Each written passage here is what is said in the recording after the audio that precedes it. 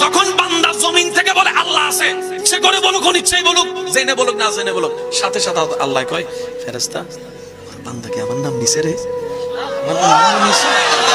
আল্লাহ শুনলাম তো। কয় কেন আমার নাম কেন নিছে?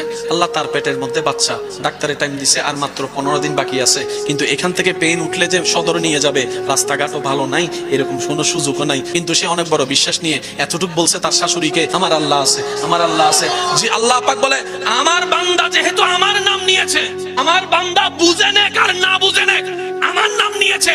এবার কোরআনের সূরা তালাক আয়াত ডাক দিয়ে বলে ওয়া মান ইয়াত্তাকিল্লাহ ইয়াজআল লাহু মাখরাজান, যে কোনো বিপদ আপদে ঈমান মজবুত রেখে আমার যে কোনো বান্দা আমি রবের নাম তাওয়াক্কুল করে যদি নেই, আমি আল্লাহ ওয়াদা করলাম বিবেক বলবে বাঁচার রাস্তা নাই, এমন রাস্তা থেকে আমি তাকে পথ বের করে দিব। বলেন সুবহানাল্লাহ।